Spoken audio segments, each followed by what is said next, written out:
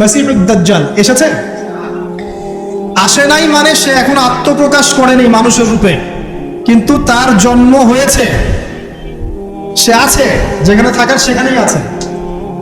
তার যেটা মিশন, সেই মিশন চলছে বিশ্বজুড়ে, এবং তার মিশনগুলো বাস্তবায়ন করছে এখন ইহুদিরা। কারণ ইহুদিদেরকে নিয়েই সে বিশ্ব শাসন করবে।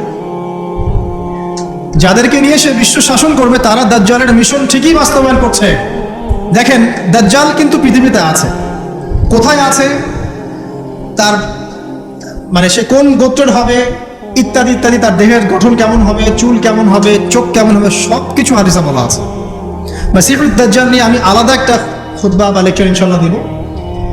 কিছু মানুষ আছে দেখলাম দাজ্জাল কোথা থেকে বের হবে এই নিয়ে খুব আলোচনা। আমি বলেছি অনেকদিন আগের একটা লেকচারে যে দাজ্জাল জেরুজালেম থেকে বিশ্ব শাসন করবে। 5 বছর আগে এই কথা বলেছি, ইনশাআল্লাহ জীবনের শেষ পর্যন্ত এই কথা বলবো। দাজ্জাল জেরুজালেম থেকে সারা বিশ্ব শাসন করবে। এখন সে খুব লেখা লিখছে না, এখানে খোরাসানের কথা এসেছে, এখানে ইস্পাহানের কথা এসেছে, ইত্যাদি ইত্যাদি। তো পণ্ডিত মশাইকে একটা কথা বলতে চাই, দাজ্জাল কোথা থেকে বের হবেন এই কথাটা আমি বেশি জানি, আপনি বেশি জানেন, না নবী মুহাম্মদ সাল্লাল্লাহু আলাইহি ওয়াসাল্লাম বেশি জানেন? বলেন, কে বেশি জানে? আচ্ছা, দাজ্জাল মক্কা মদিনায় ঢুকতে পারবে? পারবে না। আচ্ছা, দাজ্জাল মক্কা মদিনায় ঢুকতে পারবে না।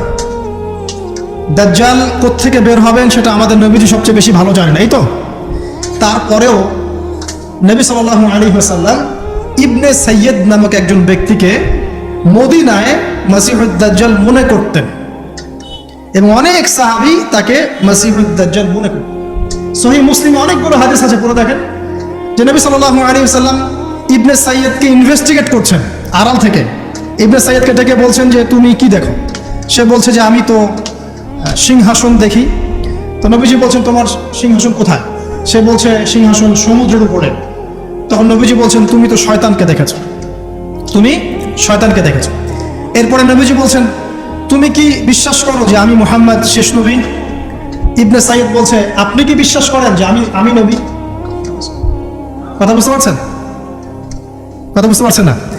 নবীজি মনের মধ্যে একটা শব্দ গোপন করলেন। শব্দটা ছিল দুখান। কি নাম? সূরা দুখান আছে না? দুখান। দুখান শব্দটা মনের মধ্যে গোপন করে ইবনে সাইয়্যিদকে বলছেন যে বলো দেখি আমি মনের মধ্যে কি শব্দ গোপন করে রেখেছি। তখন ইবনে সাইয়্যিদ কি বললো জানেন?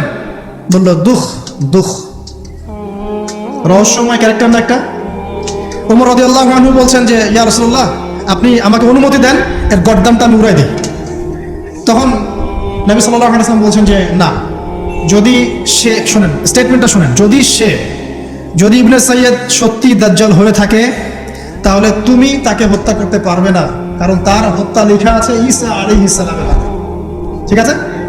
আর যদি সে দাজ্জাল না হয়ে থাকে তাহলে নিরপরাধ ব্যক্তিকে হত্যা করার মধ্যে কোনো সার্থকতা নাই।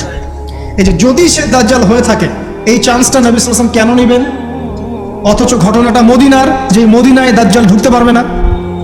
ব্যাপারটা কি রহস্যময় নয়? এত সহজেই দাজ্জালের কনসেপ্ট নিয়ে এত আলোচনা করা যায় না। 2-4টা হাদিসকে মিলালেই সবকিছুর কনক্লুশন আসে না। দাজ্জালের খুরুজ একটা জিনিস, ওর জন্ম নিয়ে আরেকটা জিনিস। সে পৃথিবীতে আছে, সৃষ্টির শুরু থেকেই আছে।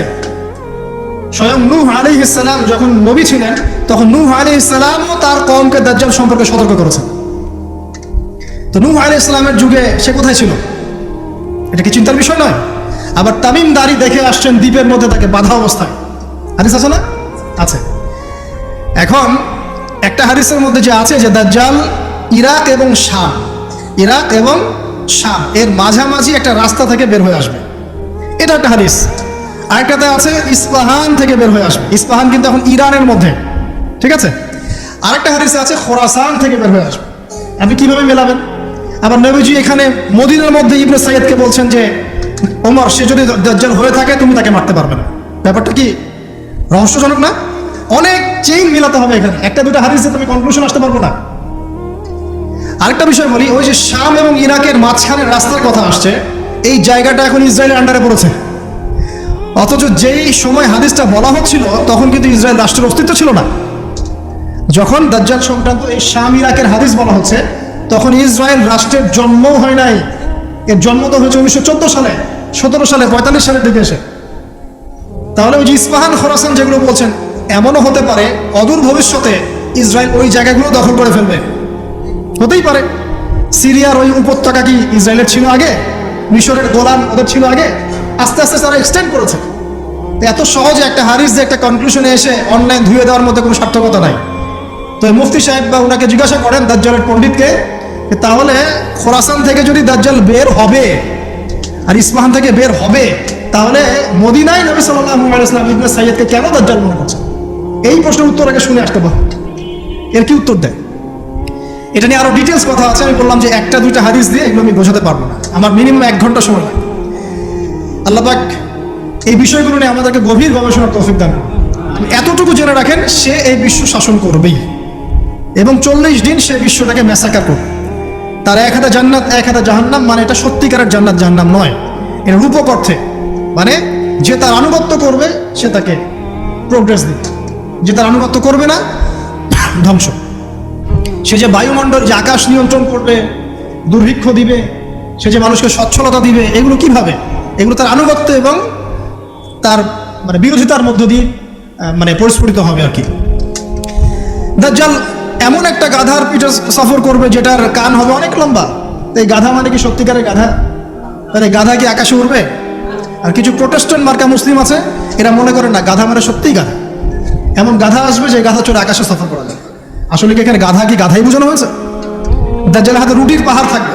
কিছু মানুষ মনে করে রুটির পাহাড় মানে আসলে রুটির পাহাড়। আসলে কি রুটির পাহাড় মানে খাবারের নিয়ন্ত্রণ?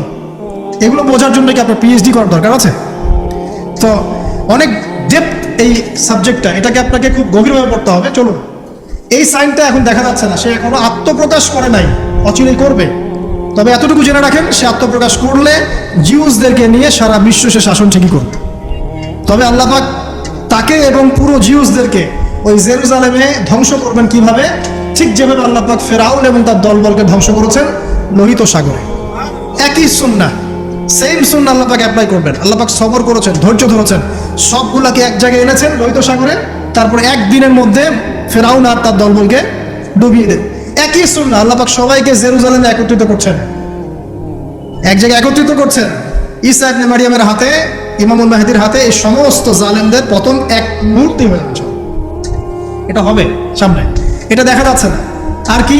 ইয়াজুজ আর মাজুজ দেখতে পাচ্ছেন না, 3টা বড় বড় ভূমিকম্প দেখতে পাচ্ছেন না। আর কি পাচ্ছেন না? ইয়েমেনের আগুন দেখতে পাচ্ছেন না, দাব্বাজুল আরদ দেখতে পাচ্ছেন না, ঈসা আলাইহিস সালামের আগমন দেখতে পাচ্ছেন না। মানে এই যে বড় বড় সাইনগুলো, এগুলো আপনি দেখতে পাচ্ছেন, বাকি সব ছোট ছোট আলামতগুলো দেখতে পাচ্ছেন না? দেখতে পাচ্ছেন। এটা আপনার সময়ের সামনে অপেক্ষা করছে।